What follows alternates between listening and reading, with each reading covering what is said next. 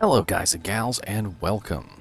So today's episode is going to be about one of the most beloved rune words probably of all time in Diablo, and that is Enigma. Enigma is a little bit of an expensive rune word with Jah and Ber in it, so JahIthBer. And it has to be put in that order, by the way. Don't go wasting your Jah runes and your Ber runes.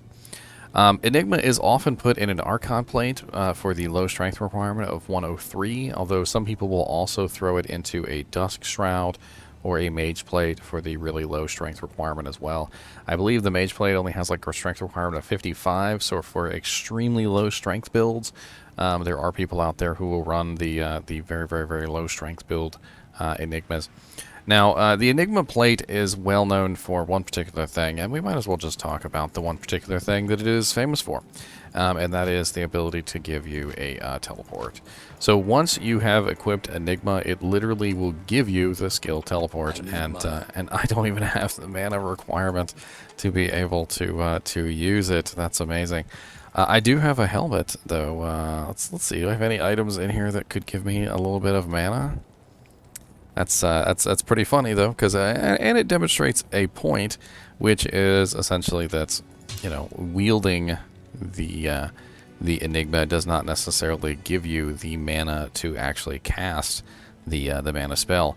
When you're using charges and things like that, the charges, of course, will give you the mana that you need, but you don't get mana for the Enigma skill, and the reason why this is because it is actually giving you the spell, so you actually have it to cast. And what this means is that it costs mana from your actual mana pool. And how can I give myself what I need here? I know. Just a second. Alright, so just gave him a couple pieces of equipment so he has enough mana to actually cast the spell. And so now that he has enough mana to cast the spell, as you can see, he can in fact teleport around, which is something that paladins cannot otherwise do. So before we go into all of the aspects of the Enigma armor, I just wanted to look at the main thing that Enigma is equipped and used for, and that is the teleport. If you do not need teleport, there are better options for armor other than Enigma, and things like COH or Bramble if you're a poison Necromancer or a Rabies Druid. There's tons of different options for armors that don't involve the teleport skill. But before we go into Enigma, I just wanted to mention that. So we're going to go over to the website here, and we're going to take a look at Enigma, and we're going to read off the skills that it gives you. So right off the bat there, right at the top, you see that it gives you +2 to all skills, 45% faster run walk, +1 to teleport, 750 to 775 defense, which isn't really a huge variance. And since it is static, since we're talking about a static bonus, that means that low-level armors will get kind of the same defense as higher-level armors. Has no actual plus to defense on it, so it's also important to note that. It also gives you plus strength based on your character level, so a 0.75 per character level strength of up to 74 strength at level 99, which is certainly a lot. Then we get increases maximum life by 5%, which is always nice to have. So if you have 1,000 life, you're going to get 50. If you have 100 life, you're going to get 5, essentially. Damage reduced by 8%, which is a physical damage reduction of 8%. The cap of that is 50%, by the way, and it does counteract effects like Amplify Damage and Decrepify. 8% by itself is not going to do the most amazing amount, but it can be stacked with other pieces of equipment like Verdungos, Storm Shield, Rock Stopper, Saleh, Shaft Stop. Those items have damage reduced by as well, which would allow you to stack those together. Of course, you can't wear Shaft Stop at the same time as an Enigma. It has 14 to life after each kill, which seems like a rather large amount of life after each kill. So if you're killing things in quick succession, you're getting a nice little bonus to your hit point pool. 15% damage taken goes to mana, which is always nice to have on pretty much any character that's getting hit. If you're in there in the thick of it and getting beat up, like for instance, say Hammerden might be, that's going to come in handy. And if you're unaware of what 15% damage goes to mana means, I have had some people who are a little confused on this.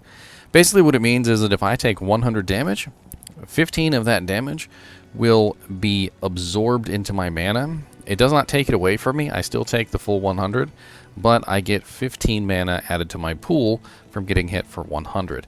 So so it will basically restore my mana back up. For characters that get beat up a lot, it's actually extremely useful to have a little bit of damage taken goes to mana.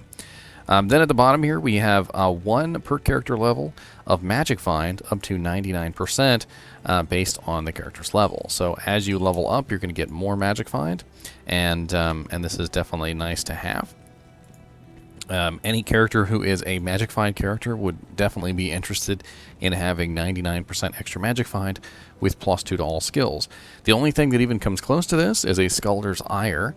Scalder's Ire is +1 to all skills, and it does have Magic Find based on character level. And as far as Magic Find is concerned, the Scalder's Ire does actually win. I believe it is 1.5 based on character level, if I remember correctly. And on top of that, you can also socket it with a Topaz or an Istrune to increase the Magic Find again. Now, Enigma is something that can be used on just about any character.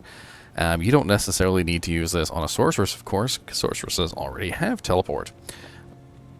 This armor has a lot of interesting uses, and one, I think, of the uses that is the most interesting for teleport is being able to gather your army.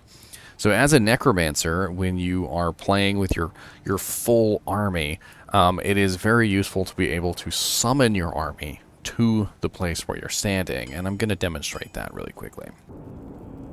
So here we have my Necromancer, who is in a difficult area for Necromancers. He is not in possession of an Enigma, and I wish to point this out because if you need teleport, you don't necessarily have to have an Enigma to teleport. You can use teleport charges, and that's what I do on my Necromancer because I found a rather amazing amulet, as you can see, with all resistances, teleport, and so forth and so on.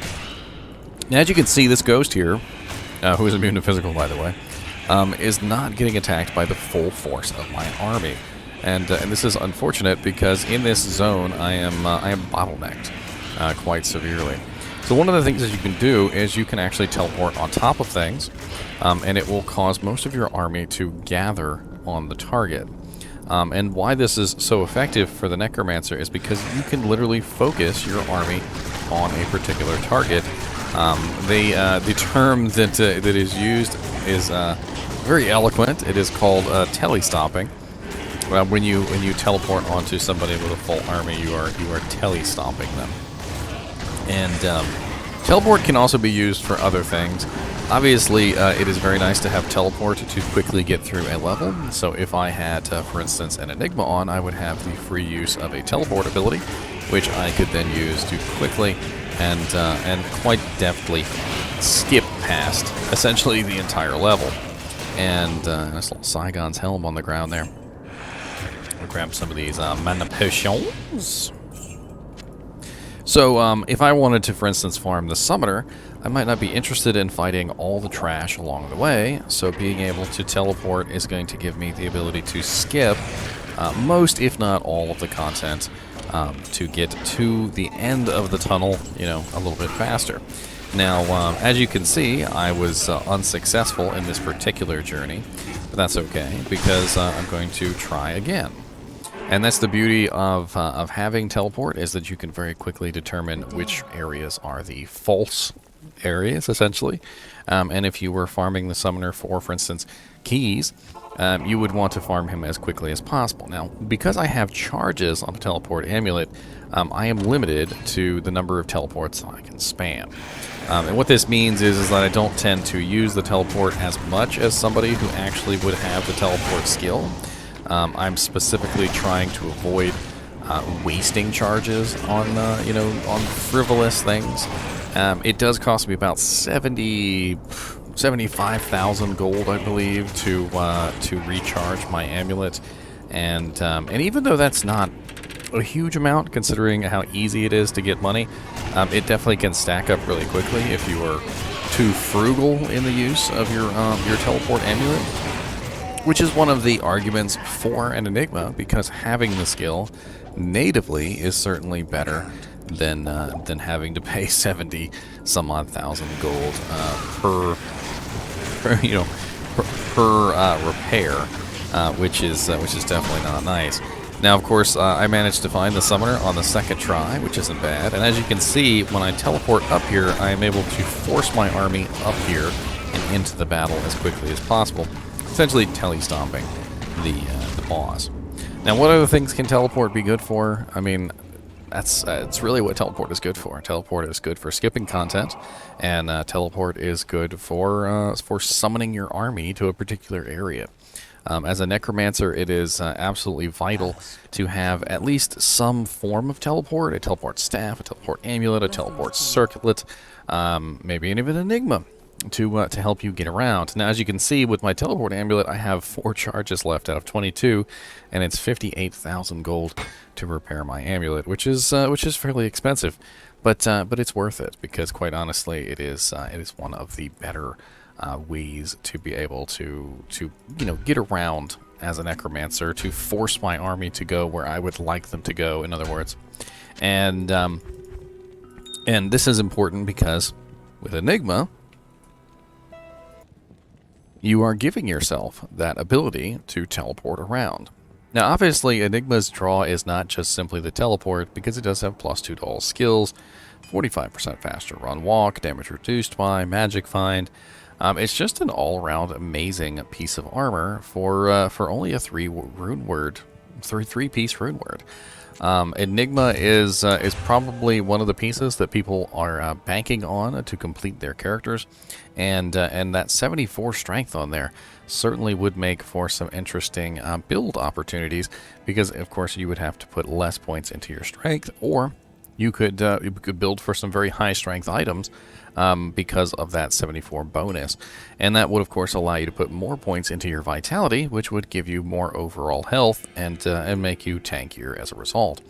I can imagine that you would build, for instance, a Verdungos and some sort of damage-reducing helmet. I mean, I wouldn't necessarily say a Rock Stopper, but let's say Vampire Gaze, and you could end up getting 50%, or you could throw a Storm Shield on, and the 8% plus the 35% would get you pretty close to that 50% cap for physical damage reduction. There are a lot of different ways that you can beef up your damage reduction, and the magic find on the armor is definitely very nice as well. And as a character who does magic find, 99% if you were level 99, my character who is on the live servers, the online servers, he's only level 90 right now, so he would be getting 90%, which isn't too terrible. And there's really not much else to say about Enigma. Enigma is in a very amazing armor. It has some pretty amazing stats, and the fact that it gives you teleport makes it one of the most popular armors in the game, pretty much bar none, because 6 out of 7 characters don't have teleport. If you count the Assassin's Dragonflight, which is sort of a teleport, but not quite, it doesn't function the same way teleport does. You actually have to teleport to a monster, which is usually not what you want to do when you're trying to skip content. It does function a little bit differently, so you could say 5 out of the 7 don't have teleport, but a lot of characters will argue that the Assassin's teleport is not as good as a regular teleport, because you need a monster to teleport to, and this can be an issue, especially if you can't see anything, to teleport across, whereas the Sorceress can just simply teleport directly across zones that she doesn't even know if anything is there or not. Like, for instance, if you're on one side of the wall and you want to teleport to the other side of the wall and you can't actually see what's on the other side of the wall, it doesn't matter, you just teleport inside. Anyway, as always, I do hope you guys and gals appreciate these videos, and thanks for watching, and keep watching.